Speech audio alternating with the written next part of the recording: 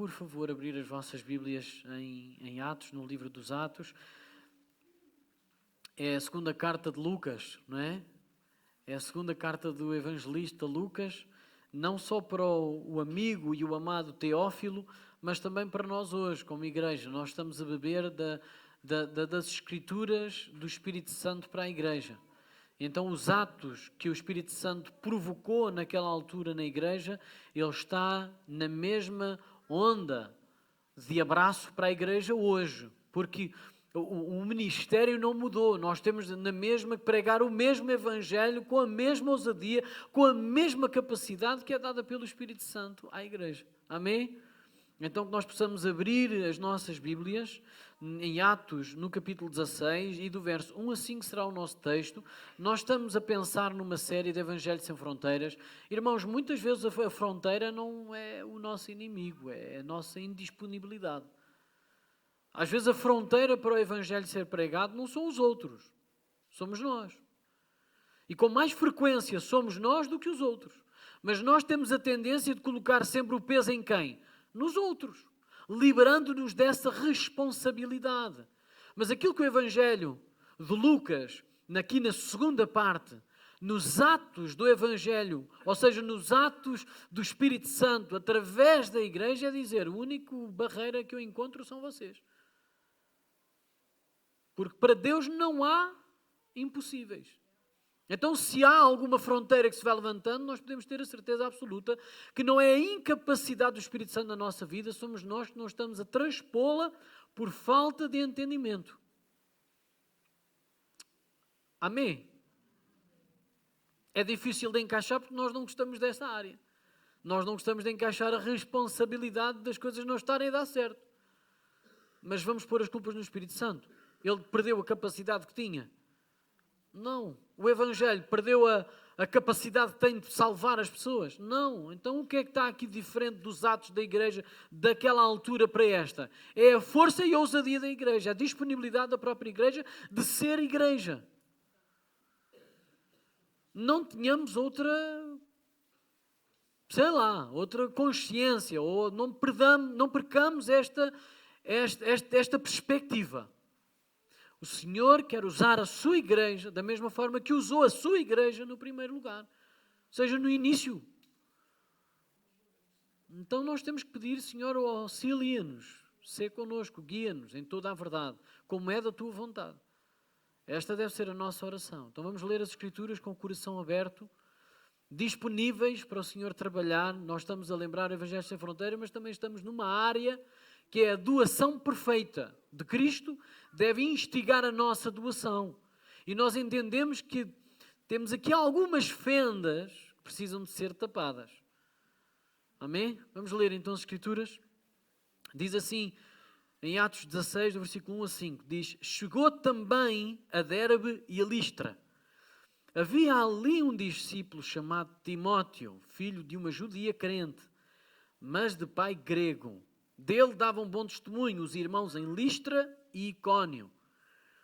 Quis Paulo que ele fosse em sua companhia e por isso circuncidou-o por causa dos judeus daqueles lugares, pois todos sabiam que seu pai era grego. Ao passar pelas cidades, entregavam aos irmãos para que as observassem as decisões tomadas pelos apóstolos e presbíteros de Jerusalém. Assim, as igrejas eram fortalecidas na fé e de dia a dia aumentavam em número. Nós temos que entender as Escrituras como elas são, contextualizá-las no momento desta narrativa. O que é que o texto está a dizer? Paulo já tinha começado a sua segunda viagem missionária. Ele já tinha passado um tempo em viagem missionária e sabe que o interregno entre a primeira viagem missionária e a segunda calcula-se em 5 anos. Então ele permaneceu em Antioquia, juntamente com Barnabé, juntamente com Marcos, juntamente com Silas, juntamente com Judas, juntamente com a igreja, a ministrar e a confirmar e a elevar o Evangelho no coração das pessoas. E há um momento em que Paulo entende que todas as coisas estão bem ajustadas, o puzzle está completo, e ele começa a lembrar-se das pessoas por quem ele já passou, por todas as cidades em que ele manifestou e ministrou o Evangelho. Aliás, ministrou o Evangelho e manifestou o poder do Espírito Santo.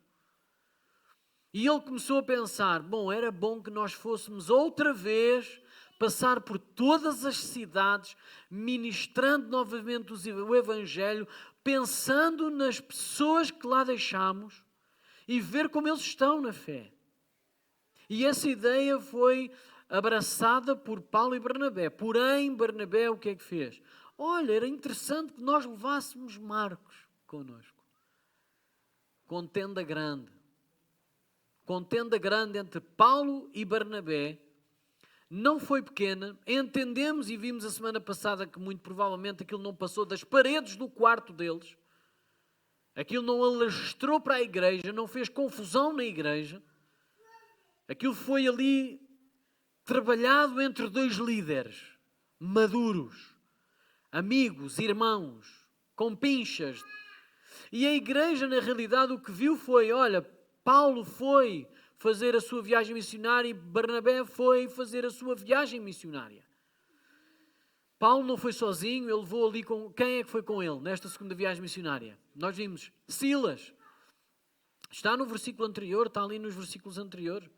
Mas Paulo, tendo escolhido a Silas, partiu encomendado pelos irmãos à graça do Senhor e passou pela Síria e Cilícia, confirmando as igrejas, e também chegou então a Derbe e a Listra. E nós temos que entender esta viagem missionária. Qual era o propósito desta viagem missionária?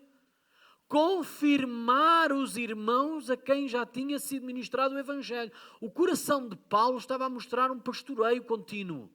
E no fundo o Espírito Santo está a gritar-nos aos ouvidos para nós irmos ao entendimento não, à busca das pessoas por quem o Evangelho já chegou aos corações, aqui pregado através do livramento.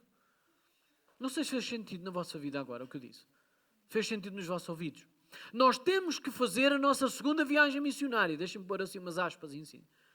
Nós temos que olhar para a igreja e ver quantas cadeiras estão aqui vazias, quantas pessoas já ouviram o Evangelho ministrado, através deste corpo aqui, docente, aqueles que estão a ensinar o Evangelho, olharmos e dizermos assim, falta aqui fulano, os irmãos, por onde é que eles andam? E devemos ir buscá-los onde eles estão, confirmando o Evangelho que já foi pregado. Ai, tantos améns. Está tudo com uma vontade de sair da cadeira, meu Senhor. Senhor, o que vale é que o Senhor vê os corações, não é? Nós podemos dizer amém com todo o fulgor, toda... e não sair mais nada, eco nenhum desse amém. No entanto, o Senhor olha para o nosso coração e viu os nossos pensamentos a pensar em pessoas. E eu quero que você guarde essas pessoas, não é guarde no bolso. E durante esta semana você vai semear o Evangelho, fortificando os seus corações. Amém? Então, ok. Então estas pessoas têm pessoas, as que disseram amém, têm pessoas em foco. Vamos confirmar a igreja do Senhor. Vamos falar-lhes o Evangelho, aquilo que já lhes foi ministrado. Mas continuando, há aqui duas aplicações práticas, sabe? É que Barnabé continuou o seu ministério também. Barnabé tinha definido no seu coração um ministério diferente do de Paulo. Barnabé foi chamado para pregar o Evangelho aos gentios. Nós não sabemos isso.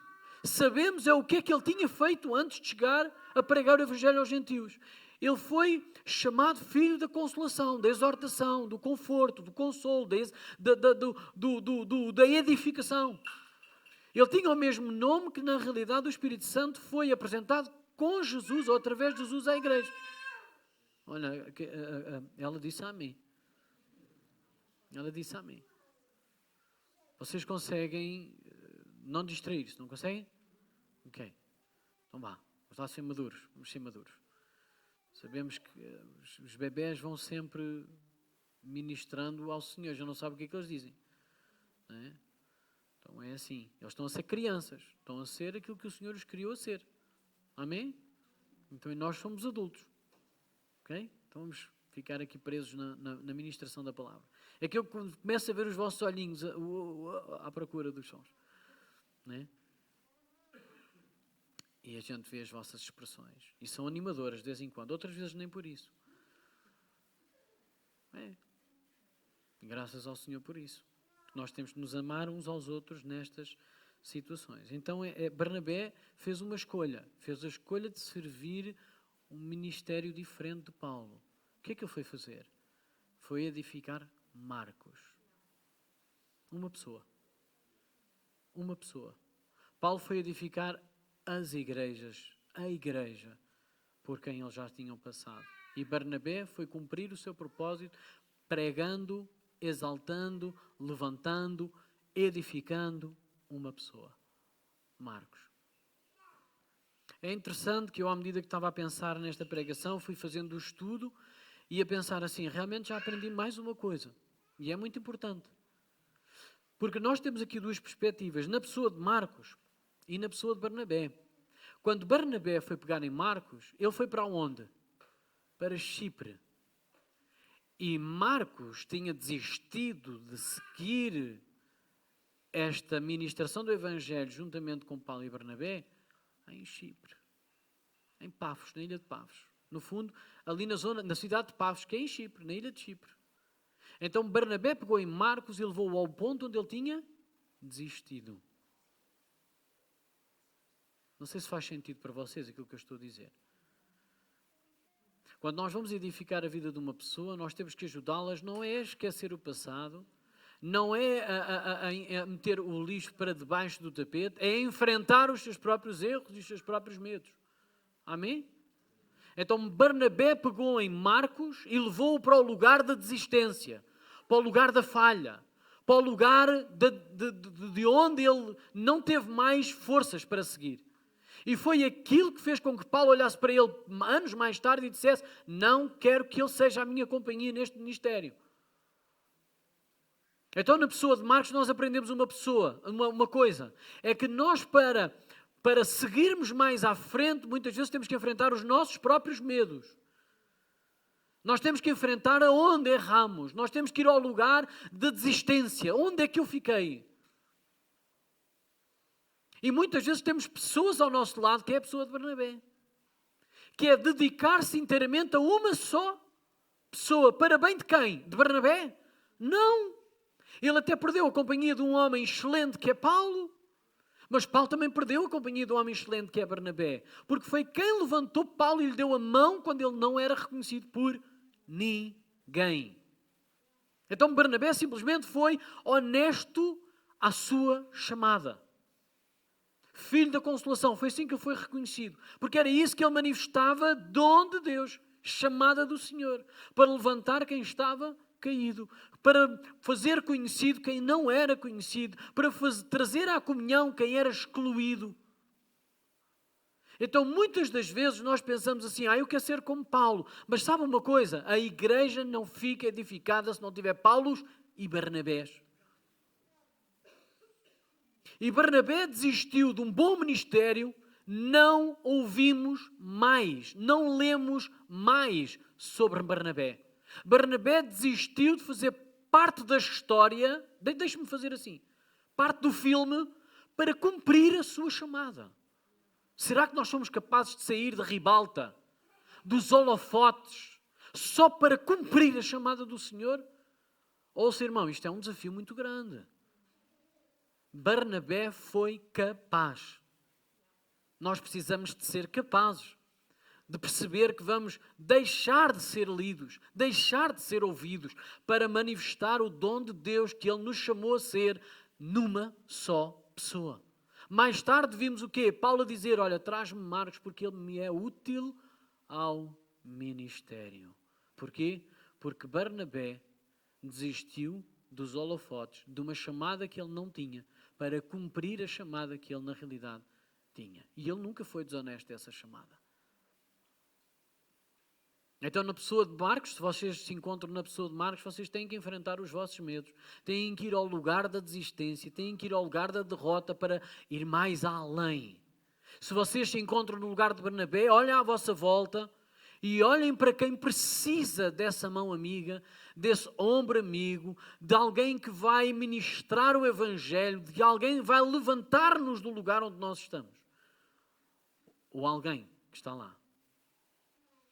Então, nesta viagem missionária, Paulo fez-se acompanhar de Silas, já não foi de Barnabé, nem de Marcos, mas ele chegou a um lugar e ele viu uma pessoa que se destacava.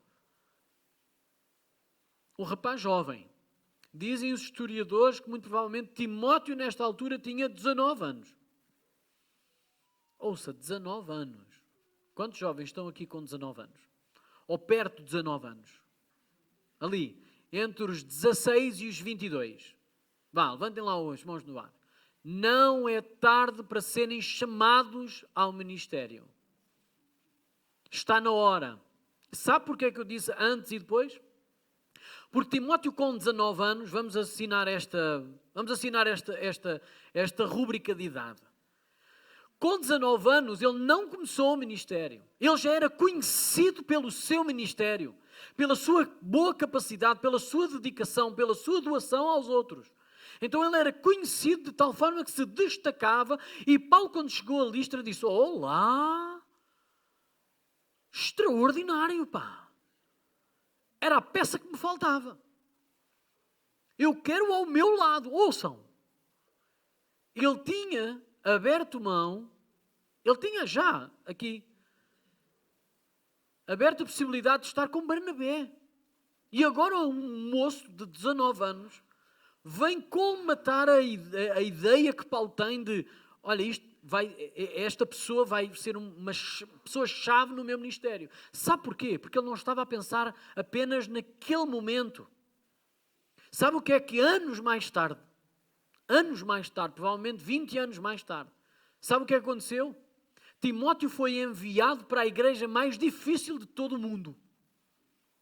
Éfeso.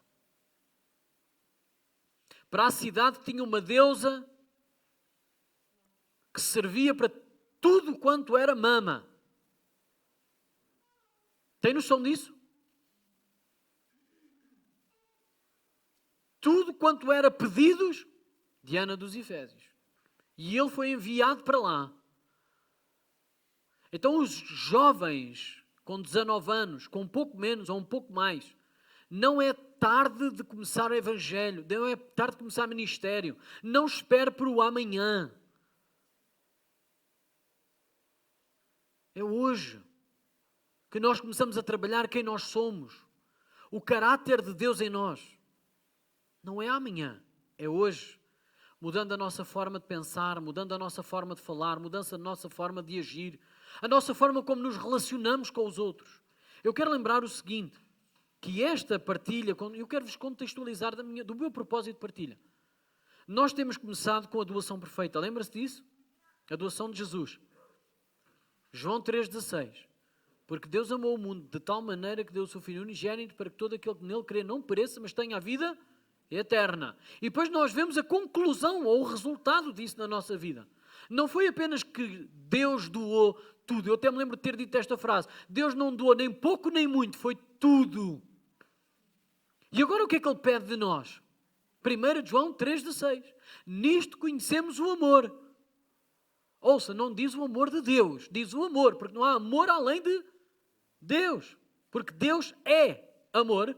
Então o amor verdadeiro, e aquilo que nós encontramos em 1 Coríntios no capítulo 13, em boa designação, nós encontramos apenas e só em Deus. E nisto conhecemos o amor. Em quê? Em que Cristo deu a sua vida, diga, por nós. E agora qual é o resultado da vida, da doação de Deus total em nós? É o quê? E agora nós devemos entregar a nossa vida pelos... Ouça, nós devemos entregar a nossa vida. É o resultado de nós termos recebido essa vida. Isso é só para o pastor. Não, não é só para o pastor. É para todos os que são crentes. É para todos os que estão na fé. Porque quem recebeu de graça dá. E o que é que nós recebemos de graça? Vida. Então o que é que nós temos que dar de graça? A nossa vida. Diga. Nós temos que doar a nossa vida.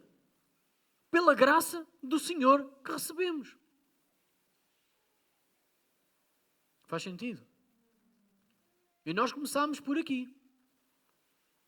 E depois eu falei em relação a fendas. Que para nós trabalharmos as fendas dos outros, primeiro temos que reparar as nossas fendas. Reparar em 2 sentidos. Em reconhecê-las, perceber quais são as fendas que nós temos. Sabe como é que nós sabemos quais são as fendas que nós temos? A trabalhar com pessoas que nós não nos damos.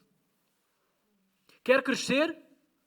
Ligue-se a outra pessoa que você não se ligava de qualquer outra forma.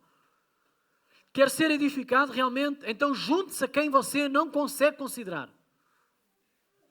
Porque a pessoa que nós não consideramos vai mostrar... Sabe porque é que nós não os consideramos? Porque elas são o oposto ou muito parecidas connosco. E quando nós estamos ligados a alguém que é muito parecido connosco, nós vamos ver na outra pessoa coisas que nos irritam e nós sabemos que somos nós lá. É o espelho. Não sei se faz sentido para si. Faz sentido para si? Para mim faz sentido. Há coisas que nós vamos reconhecendo nos nossos filhos e depois quando alguém nos diz é igualzinho a ti, nós sempre, ai, pá.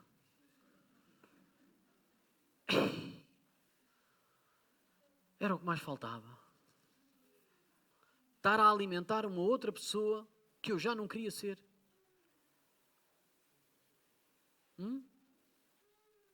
E nós estamos a corrigir a pessoa e a outra pessoa está ao nosso lado a dizer assim... Diz lá o que é que tu queres dizer.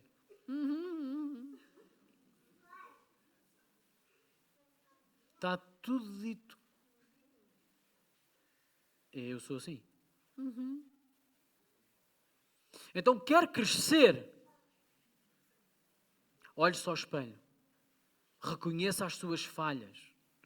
E quando nós estamos ao espelho e não reconhecemos as nossas falhas, precisamos de alguém ao nosso lado que é honesto. Que nos ama mais do que nós mesmos. Sabe como é que é isso? É como Jesus. Amou-nos mais do que nós mesmos nos amamos. Porquê? Porque Ele nos disse a verdade. E nós, normalmente, quem nos diz a verdade, nós empurramos para fora do nosso círculo. Rápido, rápido. E estou farto de ouvir esta pessoa. Sabe quem é a pessoa que nos vai dizendo a verdade? É o Espírito Santo. Quando nós estamos a rejeitar alguém que o Espírito Santo enviou a nós, sabe quem é que nós estamos a rejeitar mesmo? É o Espírito Santo, é Deus. E Deus enviou-nos a um corpo diverso, porque tem que estar unânime na diversidade e coesão. Lembra-se disso a semana passada? Para que nós sejamos cada vez mais unidos na diversidade, que é difícil para chuchu. Porque sermos unidos na diferença, só Deus. Por isso é que há partidos. Porque eles regem-se por uma mesma ideia, conceito. Por isso é que há partidos dentro de um mesmo governo. Mas nós em igreja não podemos viver assim. Nós somos governados pela cabeça que é Cristo e temos que ser unânimes na diferença entre pessoas, mas uniformes à cabeça que é Cristo. Então, quanto mais parecidos com Cristo nós somos, nós conseguimos ser mais unidos na diferença. E como é que nós conseguimos chegar à unidade? Cada vez que nós somos mais uniformes em Cristo. Então, uma coisa não rivaliza com a outra, ela depende uma da outra. E a primeira que nós dependemos é na uniformidade com Cristo. Por isso é que diz, rogo-vos, pois, irmãos, que andais segundo a vocação com que fostes chamados, numa só fé, numa só palavra, num só batismo, num só amor. Então, é aqui que nós temos que ser uniformes para que depois, na diversidade, na diferença dos dons, nós nos possamos complementar. E é muito chato, às vezes, nós estarmos juntos no mesmo lugar quando não temos o mesmo Cristo. Aí, pá, que agora é esta coisa que não via nada a calhar. Senhor, porquê é que me levas a dizer estas coisas? Porque depois eu é que sou o mauzinho da fita. Quando nós não aceitamos aquilo que a palavra nos ensina, nós não rejeitamos a palavra. À partida, rejeitamos quem? O pregador. O emissário. Quem é que levava nas lonas, sempre pregava o Evangelho? Os missionários. A palavra ficava intacta, porque a palavra ninguém consegue desfazer. Então nós temos de estar preparados a sofrer o dano pelo Evangelho. A sermos mártires. E sabe uma coisa, é aqui que nós muitas vezes não pensamos nisto, mas o propósito da minha partilha é este. É que nós possamos exprimir o amor por excelência. Leia comigo em 1 Coríntios no capítulo 13, do versículo 1 ao 7. Porque nós podíamos ter todas as capacidades que o Espírito Santo nos dá, mas se nós não vivêssemos pelo amor ou em amor, nada disso nos valia. E diz assim a palavra do Senhor, no versículo 1 a 7 do capítulo 13 de 1 Coríntios. Ainda que eu fale as línguas dos homens e dos anjos, se não tiver amor, serei como o bronze que soa ou como o símbolo que retina. Ainda que eu tenha o dom de profetizar e conheça todos os mistérios e toda a ciência, ainda que eu tenha tamanha fé a ponto de transportar montes, se não tiver amor, nada serei. Aqui já fomos todos enviados fora do círculo. Quem é que tem este tipo de capacidade, que até agora já foi falada? Ninguém. Mas então ainda vamos a coisas que poderíamos estar na possibilidade de fazer, porque agora chama a atenção daquilo que nós temos capacidade de fazer. E ainda que eu distribua todos os meus bens entre os pobres, e ainda que entregue o meu próprio corpo para ser queimado, se não tiver amor, nada disso me aproveitará. O amor é paciente, é benigno. Nós estamos agora aqui a ver a definição do verdadeiro amor. O amor que reside em Deus apenas. O amor é paciente, é benigno. O amor não arde em ciúmes, não se ufana, não se ensoberbece, não se conduz inconvenientemente, não procura os seus interesses, não se exaspera, não se ressente do mal. Lembra-se quando eu disse a semana passada que nós só somos ofendidos porque temos fendas? Lembra-se disso? E o que é que está para as fendas? O amor de Deus. E quando o amor de Deus tapa as nossas fendas, nós somos ofendidos de quê? De quê? Nada. Ficamos compassivos do erro da pessoa que nos está a ofender. E nós estamos a caminhar para este nível. Amém? Então quando você é ofendido, não fica ofendido com a pessoa, mas fica ofendido consigo, mas também fique grato ao Senhor porque lhe mostrou a fenda que tem que ser tapada com o amor de Deus. Agora, é difícil de fazer este exercício, mas não é impossível, pois não? Porque cada vez que nós somos lembrados e nós nos levantamos de manhã e dizemos assim: Senhor, eu quero dar este dia a Ti, então cada vez que eu for ofendido durante o dia, lembra-me pelo Teu Espírito de que a realidade não é que a pessoa me está a querer ofender, é porque eu ainda tenho esta fenda para ser tapada pelo Teu amor. Consegue fazer esta oração comigo? Você ouviu o que eu disse? Então faça esta oração logo de manhã. Não precisa de repetir a mesma frase que eu disse, mas fale no conceito. Senhor, eu quero entregar este dia a Ti. Eu quero me entregar a Ti, Senhor. Então, na forma em que eu for ofendido, na forma em que eu for surpreendido, naquilo que eu for ofendido e surpreendido, então, Senhor, mostra-me para eu não ficar em resposta agressiva para a pessoa que me ofendeu, mas que eu possa olhar para mim e dizer assim: ainda tens tanta fenda para trabalhar, homem. E que eu possa me dedicar a dizer assim: Senhor, lava-me, purifica-me, transforma-me pela Tua palavra. Mas é só pela palavra dele, irmãos. Não dá para nós estarmos ali a moer assuntos. Nós temos que nos dedicar à leitura da palavra. E se for preciso, nós vamos àqueles textos áureos acerca do amor, como nós estamos aqui a ler. O amor é paciente. Oh Senhor, dá-me desta paciência. Porque se eu não a tenho, é porque eu não tenho o Teu. Diga. Amor. Porque o fruto do Espírito é amor, gozo, paz, benignidade, bondade. Sim ou não? É.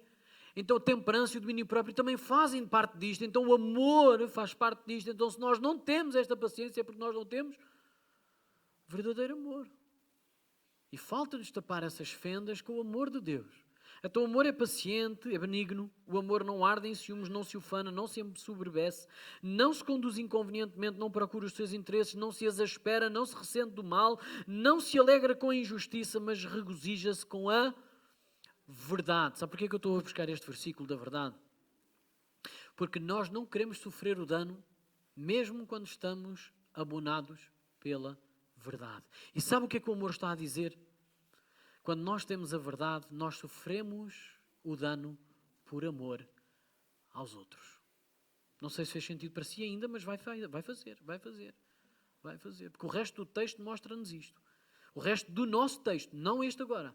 Mas eu quero lhe dizer o seguinte, eu não tenho aqui, mas eu vou lá rápido. 1 de Coríntios, um pouco mais à frente, nesses versículos, vocês vão conseguir apanhar mais rápido que eu, que é só escrever 1 de Coríntios 13.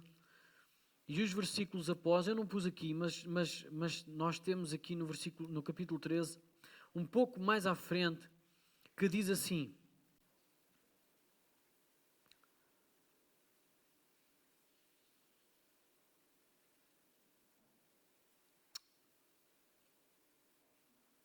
eu estou no 14, assim não encontras em lado nenhum, filho. Então, vamos lá ver o que é que diz aqui. Porque às vezes nós podemos pensar assim, eu não sou capaz. Porquê que eu não sou capaz? Porque ainda é menino. Porque está a ouvir com ouvidos de menino, a olhar com olhos de menino e a agir com o corpo de menino.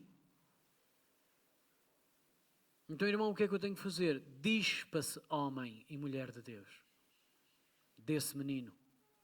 E comecem a enxergar com olhos de homem e mulher madura, com ouvidos de homem e mulher madura, a agir como um corpo de homem e mulher madura. Veja comigo o que diz aqui a partir do versículo 10. Quando, porém, vier o que é perfeito, deixe-se encher daquilo que é perfeito. O que é em parte será aniquilado. Quando eu era menino, falava como menino, sentia como menino, pensava como menino. Então, enquanto nós não conseguirmos nos despir deste menino, nós não vamos conseguir agir como este homem, mulher projetado por Deus. Porque depois diz assim, quando cheguei a ser homem, desisti das coisas próprias de menino. Ouça.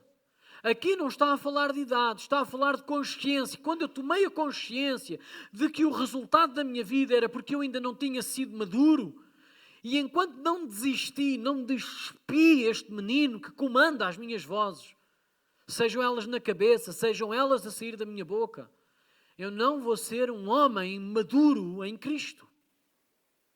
Então eu jamais vou tapar as fendas que tenho e vou continuamente ser ofendido, vez após vez, pelas mesmas pessoas. Porquê? Porque eu não estou a rejeitar apenas as pessoas, eu estou a rejeitar a própria voz de Deus para a nossa vida. Ou nós não fomos entregues uns aos outros para nos sermos suportados, ou nós não fomos entregues uns aos outros em corpo para sermos curados, ou nós não fomos entregues uns aos outros para cuidarmos uns dos outros, para nos amarmos uns aos outros, para nos edificarmos uns aos outros. Não foi assim? Então, se nós rejeitamos uns aos outros para crescermos, então nós rejeitamos Deus para trabalhar em nós e não vamos conseguir deixar de ser meninos. No pensar, no ouvir, no falar e no agir. Amém? Agora o que é que aconteceu com Paulo? Paulo estava em Listra e o Timóteo não era apenas conhecido em Listra.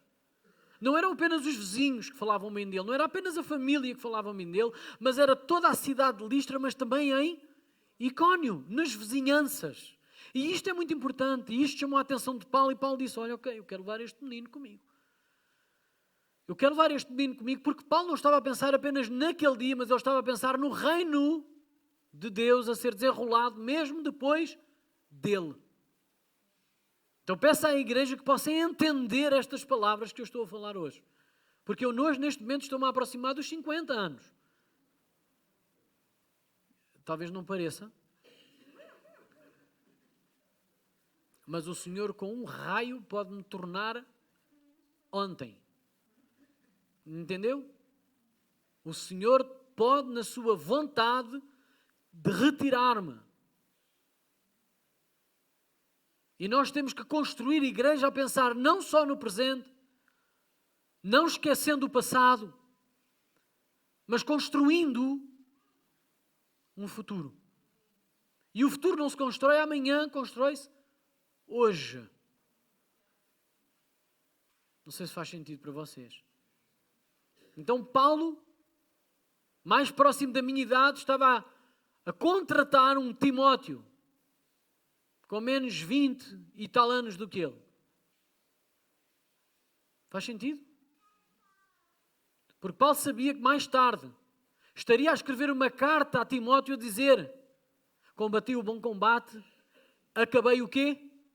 A carreira.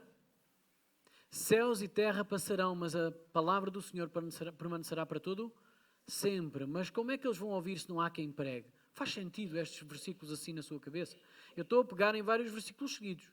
Estou a pegar na segunda carta de Timóteo, estou a pegar em 1 de Pedro e estou a pegar também. Ou seja, estou a pegar na palavra do Senhor. Nós temos que construir o nosso futuro hoje. Então Paulo pegou em Timóteo e disse-lhe assim: olha, tu vais ser circuncidado e isto causa-nos um problema. Qual é o problema? Não se lembra do Concílio de Jerusalém? Que nós lemos no capítulo 15? Da graça ou das obras. Nós somos salvos somente pela graça, mediante a fé em Cristo Jesus. E nunca das obras, para que nós sejamos glorificados em nós mesmos. Amém? Então agora aqui Paulo traz-nos um problema. Porque ele foi a Jerusalém com Barnabé e mais uns irmãos, foi para definir o Evangelho e as doutrinas da salvação. E Pedro, no capítulo... Tenho que voltar para trás. Já estou aqui em 1 Coríntios? Não, no capítulo 15... Desculpe, 14, certo? Não, 15, tem que ser em 15.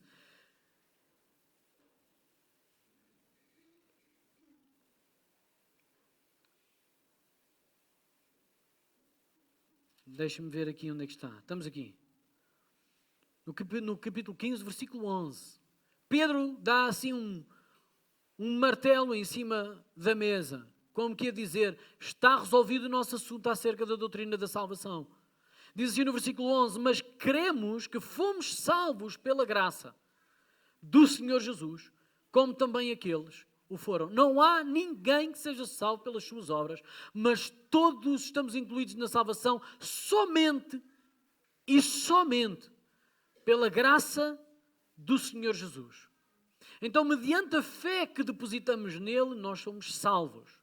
E isto foi clarificado e definido. E agora Paulo, para pregar o Evangelho, pega em Timóteo e, sabendo que ele é filho de uma judia crente, e de pai grego, pega em Timóteo e diz de uma forma muito clara: olha, eu vou pegar em ti, vou-te circuncidar, porque nós vamos passar por lugares de gente judeia e eu quero pregar o Evangelho, quero que eles entendam o Evangelho.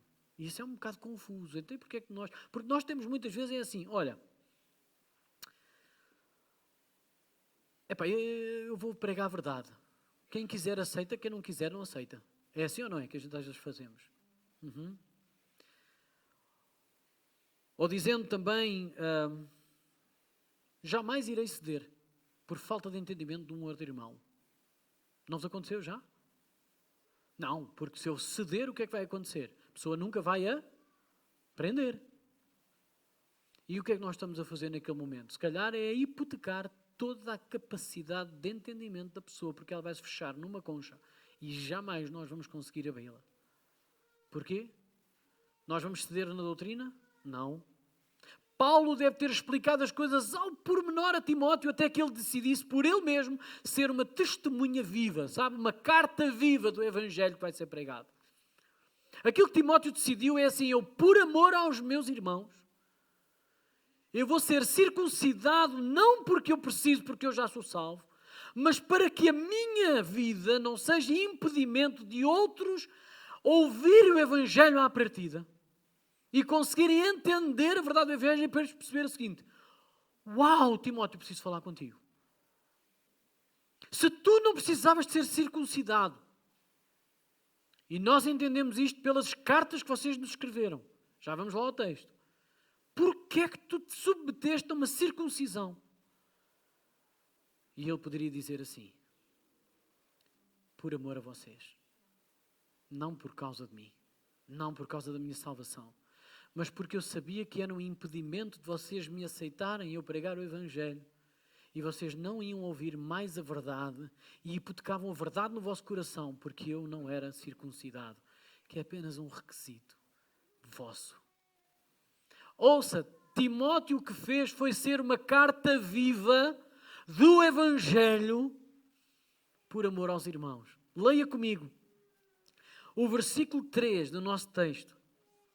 Quis Paulo que ele fosse em sua companhia e por isso circuncidou-o por causa de quem? Dos judeus. Não foi por causa da verdade. Ele não estava a pôr em questão a verdade do Evangelho. Não foi por causa do Evangelho, foi por causa dos judeus. Nem é por causa dos irmãos. É por causa daqueles que ao ouvir o Evangelho podem se tornar irmãos. Então é por causa do próximo. Então você já viu a profundidade da entrega? Então, por causa dos judeus que iam ouvir o Evangelho, vamos recuar um pouco, vamos circuncidar, porque é um requisito, na mente deles faz sentido.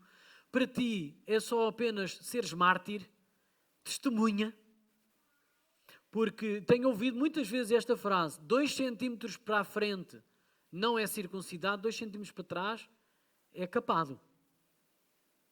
Tem noção disso? Então ele está ali a pôr-se com 19 anos a pensar, se isto correr mal, mas eu faço isto por amor aos judeus, ainda aqueles que não são irmãos, mas para que Deus não seja impossibilitado da minha vida. Agora eu pergunto qual é a sua necessidade? O que é que você tem que circuncidar nesta manhã? A pergunta é, o que é que você tem que circuncidar hoje e nesta manhã? Que está a hipotecar o Evangelho de ser ouvido como a verdade. E à medida que nós vamos cedendo, não à verdade, mas ao amor, entende a diferença? Por amor aos irmãos. Por amor aos irmãos. Nisto conhecemos o amor. Que Cristo entregou a sua vida por nós e nós devemos entregar a nossa vida aos irmãos. Quer melhor definição do que o amor? Quer uma coisa prática para hoje? Entregue-se. Deixe-se de lamúrias, deixe-se de queixumes e use cada coisa que vem à sua vida para ser edificado pelo Senhor. Cada prova que vem à nossa vida é para nos mostrar e revelar o quanto ainda temos que trabalhar e no quê. Faz sentido? Vamos ficar de pé. Vamos ficar de pé, vamos curvar as nossas cabeças. Eu peço ao grupo de louvor que possa subir. E vamos pedir ao Senhor que nos revele, que nos mostre o que é que nós temos de circuncidar hoje. O que é que nós temos que eliminar da nossa vida hoje. Para que alguém ouça o Evangelho, para que a igreja possa construir o seu futuro hoje. Há uma série de coisas que nós podemos abordar hoje, em oração com o Espírito Santo. Amém? Use a palavra do Senhor para trabalhar a sua vida e vamos orar para que o Senhor possa trabalhar livremente entre nós através da ação do seu Espírito Santo. Nosso querido Pai, nós queremos levar até Ti, Senhor, o nosso coração. Queremos entregar-Te o nosso coração totalmente, Senhor. Fala-nos, Pai querido. Fala-nos através do Teu Espírito. Fala-nos através da Tua voz, Senhor. Obrigado pela Tua palavra, Senhor. Obrigado porque Tu vens ao encontro das nossas necessidades. Muitas vezes, ou raramente, vens ao encontro da nossa vontade. Obrigado, Senhor, porque a Tua vontade não é igual à nossa, porque nós matávamos todos à nossa volta. Obrigado que até nós, Senhor, até nós não iríamos ser poupados. Obrigado porque Tu nos amas. Obrigado porque Tu cuidas de nós. Obrigado pela Tua graça. Obrigado pelo Teu amor. Obrigado, Senhor, pela Tua justiça. Obrigado pela Tua verdade. Obrigado pela Tua vida, Senhor, que nos constrange. Obrigado pelo Teu amor e vida, Senhor, que nos constrange a amar e a doar a nossa vida também. Senhor, pedimos, Senhor, que a Tua vida em nós possa fazer sentido. Não só em ouvir, mas em viver. Ajuda-nos a entregarmos mais um pouco de quem nós somos. Nós precisamos disso, Senhor. Levanta-nos. Que a Tua voz suave, o Teu ensino leve, possa cuidar do nosso coração. que nós possamos ser amaciados e guiados pela Tua verdade, mas, Senhor, não nos permitas ter a verdade como um trunfo para esmagar outras pessoas.